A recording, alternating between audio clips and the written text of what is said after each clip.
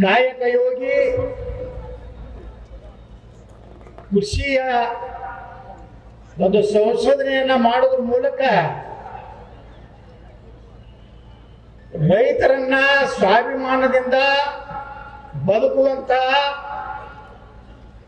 ಒಂದು ಕೃಷಿ ಕಾಯಕ ಮಾಡ್ತಿರುವಂತಹ ನಮ್ಮ ಅದೃಶ್ಯ ಕಾಡಸಿದ್ದೇಶ್ವರ ಮಹಾಸ್ವಾಮಿಗಳ ಪುರ ಪ್ರವೇಶ ಕಾರ್ಯಕ್ರಮದ ದಿವ್ಯ ಸಾನ್ನಿಧ್ಯವನ್ನು ವಹಿಸಿದಂತ ಎಲ್ಲ ಪೂಜ್ಯರ ಪರಮ ಪಾವನ ಪಾದಗಳಲ್ಲಿ ಭಕ್ತಿಪೂರ್ವಕ ನಮನಗಳನ್ನು ಸಲ್ಲಿಸಿ, ಅದೇ ರೀತಿ ನಮ್ಮ ಬಾಗಲಕೋಟೆ ಜಿಲ್ಲೆಗೆ ಪುರ ಪ್ರವೇಶವನ್ನು ಮಾಡಿದಂತ ಶ್ರೀ ಶ್ರೀ ಅದೃಶ್ಯ ಕಾಡಸಿದ್ದೇಶ್ವರ ಮಹಾಸ್ವಾಮಿಗಳ ಪಾದ ಕಮಲಗಳಲ್ಲಿ ಭಕ್ತಿಪೂರ್ವಕ ನಮನಗಳನ್ನು ಸಲ್ಲಿಸಿ, ಈಗ ತಾನೇ ಮಾತನಾಡಿದಂತ ಕರ್ನಾಟಕದ ಹಿಂದಿನ ಉಪಮುಖ್ಯಮಂತ್ರಿಗಳು ನಮ್ಮ ಹಿರಿಯರಾದಂಥ ಕೆ ಈಶ್ವರಪ್ಪನವರೇ, ನಮ್ಮ ಈ ಭಾಗದ ಜನಪ್ರಿಯ ಕಟ್ಟರ್ ಹಿಂದೂವಾದಿ ಶಾಸಕರಾದಂಥ ಸನ್ಮಾನ್ಯ ಶ್ರೀ ಸಿದ್ದಣ್ಣ ಸವದಿ ಅವರೇ, ನಾನು ಮೊನ್ನೆ ಬಾಗಲಕೋಟೆಗೆ ಹೋಗಿದ್ದೆ. ಹೋದಾಗ ಅವರು IB ಒಳಗಿದ್ರು, ನಾನು IBಗೆ ಹೋದೆ. ಕೆಲವೊಂದು ನಮ್ಮ ಹಿಂದೂ ಕಾರ್ಯಕರ್ತನ ದವಾಖಾನಿಗೆ ಭೇಟಿ ಆಗ್ಲಿಕ್ಕೆ ನಾವು ಹೋಗೋದಿತ್ತು. ನಾ ಕೇಳಿದೆ ಸಿದ್ದಣ್ಣ ಅವ್ರಿಗೆ, ನಮ್ಮ ದೊಡ್ಡ ಬಂದ್ರೆ ಏನಾರ ನಿಮ್ಗೆ ಸಸ್ಪೆಂಡ್ ಮಾಡಿದ್ರೆ ಹೆಂಗ್ರಿ ಬರ್ತೀವಿ ಇಲ್ಲ ಅಂತ ಕೇಳಿದೆ. ಸಿದ್ದಣ್ಣ ಸೌದಿ ಅವ್ರು ಏನ್ ಹೇಳಿದ್ರಂದ್ರ, ನಾನು 4 ಸಲ ನನ್ನ ಜನ ಆಶೀರ್ವಾದ ಮಾಡ್ಯಾರ, ಮುಂದೆ ಟಿಕೆಟ್ ಕೊಡ್ತಾರೋ ಅವ್ರ ಕಿಸೆದಾಗ ಇಟ್ಕೋತಾರ, ಇಟ್ಕೊಲ್ಯಾಕ ಹಿಂದೂ ಧರ್ಮಕ್ಕಾಗಿ ದೇಶಕ್ಕಾಗಿ ಯಾವ ಮಕ್ಕಳಿಗೆ ಅನ್ಸುವುದಿಲ್ಲ ಅನ್ನುವಂತ ದಂಡದೆಯ ಶಾಸಕ ಸಿದ್ದಣ್ಣ ಸವದಿ ಅವರೇ.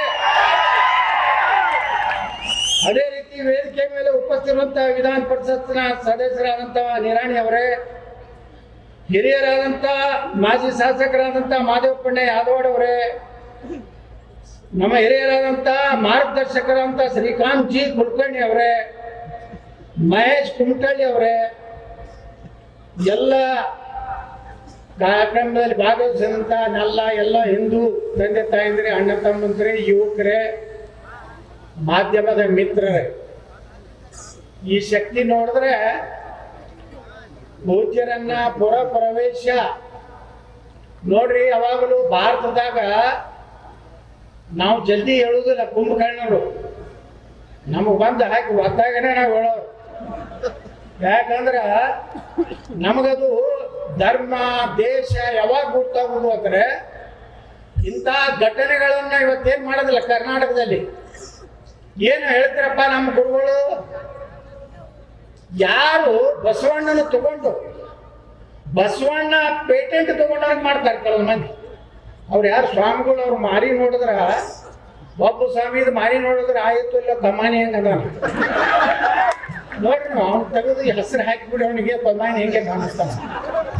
ಅವ ಹೇಳ್ತಾನ, ಲಕ್ಷ್ಮೀ ಪೂಜೆ ಯಾಕೆ ಮಾಡಬೇಕು, ಗಣಪತಿಯ ಪೂಜೆ ಯಾಕೆ ಮಾಡಬೇಕು. ಇನ್ನೊಬ್ಬ ಸ್ವಾಮಿ ಹೇಳ್ತಾನ, ವೀರಭದ್ರ ಗಿಡ್ಡನವನ್ನ ಯಾಕೆ ನಾವು ಪೂಜೆ ಮಾಡಬೇಕು. ಮತ್ತ ಇನ್ನೊಂದು ಧರ್ಮನ ಹೊಗಳ್ತಾರ, ಇಸ್ಲಾಂ ಅಂದರೆ ಶಾಂತಿ, ಜಕಾತ್ ಬರ್ತಾರೆ ಸ್ವಾಮಿ. ಇನ್ನೊಬ್ಬ ಸ್ವಾಮಿ, ಇಸ್ಲಾಂ ಮತ್ತು ಲಿಂಗಾಯತ ಸಮಾನ ಇದೆ. ಹೆಂಗಂದ್ರ ಅವರು ಮಣ್ಣಾಗಿಡ್ತಾರತ್ತ, ನಾವು ಮಣ್ಣಾಗಿಡ್ಬೇಕು ಅಂತ. ಅವರು ಬಸವಣ್ಣ 2 ಲಗ್ನ ಆಗಿರ್ತ, ಅದಕ್ಕೆ ಅವ್ರು 4 ಲಗ್ನ ಆಗ್ತಾರೆ. ಇವು ಹೆಂಗ ಅಸಂಬದ್ಧವಾದಂಥ ನೋಡ್ರಿ. ಎಲ್ಲಿಯವರೆಗೆ ನಾವು ಕುಂತು ಗಲೇರು ಮಠದ ಸ್ವಾಮಿಗಳು ಏನ್ ತಪ್ಪು ಮಾತಾಡ್ಯಾರ, ನೀವು ಏನ್ ಮಾತಾಡಿರೋದಕ್ಕೆ ಉತ್ತರ ಕೊಟ್ಟಾರ? ಸವಾಲ್ ಜವಾಬ್ ಇರುವುದೇ ಇಲ್ಲ. ನಾ ಮೊನ್ನೆ ವಿಧಾನಸಭಾದಾಗ ಸಿದ್ದರಾಮಯ್ಯ ಕೇಳಿದೆ, ಸಂವಿಧಾನದಾಗ ಎಲ್ಲಿ ಮುಸಲ್ಮಾನರಿಗೆ ರಿಸರ್ವೇಶನ್ ಕೊಡದೈತ್ರಿ ಸಿದ್ದರಾಮಯ್ಯನವ್ರದ್ದು ಕೇಳಿದೆ. ಮಿಸ್ಟರ್ ಯತ್ನಾಳ್, ಆರ್ಟಿಕಲ್ ಹೇಳ್ರಿ, ಎಲ್ಲ ಆರ್ಟಿಕಲ್ ಹುಡುಗಾಡ ಹಿಂಗ್ ಪೇ ನೋಡ್ತೀವಿ, ಇದೇ ನಡೀತು. ಅಲ್ಲಿಂದ ರಾಯರೆಡ್ಡಿ ಬಂದ, ಅವನ್ ತೆಗೆದುಕೊಟ್ಟ. ಇದು ಅಲ್ವ ಇದನ್ನ ನೋಡ್ರಿ, ಸಂವಿಧಾನದ ಮಾತಾಡ್ತೀರಿ, ನೀವು ಸಂವಿಧಾನ ವಿರೋಧಿ ಕೆಲಸ ಮಾಡ್ಲಕತ್ತೀರಿ ಅಂತೇಳಿ ಕೇಳುವಂತ ಶಕ್ತಿ ನಾವು ಆಗಿರದೇ ಇದ್ರೆ ಈ ದೇಶದ ಹಿಂದೂಗಳಿಗೆ ನ್ಯಾಯ ಸಿಗ್ಲಿಕ್ಕೆ ಸಾಧ್ಯ ಇಲ್ಲ. ನೋಡ್ರಿ, ಅವತ್ತು ನಾವು ಬೈಲಕ್ ಚಾಲೂ ಮಾಡಿದ್ವಿ. ಮೊದಲು ಗುರುಗಳು ಪ್ರಾರಂಭ ಮಾಡಿದ್ರು, ನಾನು ಬಾಯಿಗೆ ಬಂದಾಗ ಆ ಸ್ವಾಮಿಗಳಿಗೆ ಬೈಲಕತ್ತೆ. ಈ ಕ್ಯಾಮಿ ಹಾಕಿ ಹಾಕೊಂಡ್ರಪ್ಪ ಸನಾತನ, ಕ್ಯಾಮಿ ಹಾಕೋರು ಹಸಿರು ಹಾಕೊಂಡು ಅಡ್ಡಾಡಲ್ಲ, ಅದೇನಿದು ಹಿಡ್ಕೊಂಡು ಅಡ್ಡಾಡ್ತಾರಲ್ಲ ಫಕೀರು. ಫಕೀರಾಗಲಿ ನಂದು ಯಾವ್ದು ನವಿಲಿಂದು ಬರೀ ಬಡ್ಕೋತ ಅಡ್ಡಾಡ್ರಪ್ಪ ನೀವು ನಮ್ದ್ರಾಗ ಯಾಕೆ. ಅವತ್ತು ನಡೆದು ಒಬ್ಬ ಸ್ವಾಮಿಯವ್ರು ಮಾತಾಡೇನ್ರಿ, ಅವ ಎಲ್ಲದಾನವ ನಿಜಗುಣಾನಂದ ಎಲ್ಲರ ಪಾಯಿಂಟ್ ಅಂದಾನ. ಇನ್ನೊಬ್ಬ ಶಾನೆ ಹಳ್ಳಿ ಎಲ್ಲರ ಪಾಯಿಂಟ್ ಅಂದಾನ. ಈ ನಮ್ಮದೊಂದು ಕೆಟ್ಟ ಚಟ ಇದ್ರು ನೋಡ್ರ, ಬುದ್ಧಿಗಳವ್ರ ಭಾಷಣ ನಮ್ಗೆ ಸುತ್ತ ಮುಟ್ಟಿದ್ದವ್ರು ನೋಡ್ರ, ರಾಡ್ಯಾಗ ಯಾಕೆ ಕಲ್ಲು ಹೋಗೋದು ಮೈ ಕೆಸರು ಮಾಡ್ಬೋದು. ಅಪ್ಪರ ಇದು ಕೆಲಸ ಮಾಡ್ಲಾರ್ದವ್ರು. ನನ್ನ ತತ್ವ ಏನಂದ್ರ, ರಾಡ್ಯಾಗ ಹಾಕಿ ಕೆಸರಾಗ ಬೀಳಿ ಗಟರಾಗ ಬೀಳಿ ರಿವಾಡ್ ಹೊಡೆದು ಮೆತ್ತ ಮಾಡಿ ಗಂಗಾ ನದಿ ಒಳಗೆ ಜಳಕ ಮಾಡ್ರಿ, ಎಲ್ಲ ಸುದ್ದಾಗುತ್ತೆ. ಇದು ಬೇಕೇ ನಮ್ಮ ಸಿದ್ದಣ್ಣವ್ರು ಹೇಳ್ದಂಗ ಒದಿತೀನಂದ್ರೆ ಅಂತಾರೆ. ಈಗ ಎಲ್ಲರೂ ಗಾಂಧಿ ಹಂಗ ಕಣ್ಣು ಮುಚ್ಕೋ, ಕಿವಿ ಮುಚ್ಕೋ, ಬಾಯಿ ಮುಚ್ಕೋ ಅಂದ್ರ ಬಾಯಿ ಮುಚ್ಕೊಂಡ್ರೆ ಭಾರತದ ಪರಿಸ್ಥಿತಿ ಹಿಂಗಾಗೈತಿ. ನಾವಿವತ್ತು ಯಾರನ್ನ ನೆನ್ಸ್ಬೇಕಪ್ಪ, ಯಾರು ಸತ್ಯ ಅವತ್ತು ಹೇಳಿದ್ರಪ್ಪ ಅಂದ್ರ ಭಾರತ ರತ್ನ ಡಾಕ್ಟರ್ ಬಾಬಾ ಸಾಹೇಬ್ ಅಂಬೇಡ್ಕರ್ನ ಇವತ್ತು ನಾವು ನೆನಪು ಮಾಡ್ಕೋಬೇಕು. ಅವ್ರು ಹೇಳ್ತಾರೆ, ಅಂಬೇಡ್ಕರ್ ಎಷ್ಟು ಕ್ಲಿಯರ್, ಎಷ್ಟು ಓಪನ್ ಆಗಿ ಹೇಳೋದು ಯಾರು ಹೇಳಿಲ್ಲ ಈ ದೇಶದಾಗ.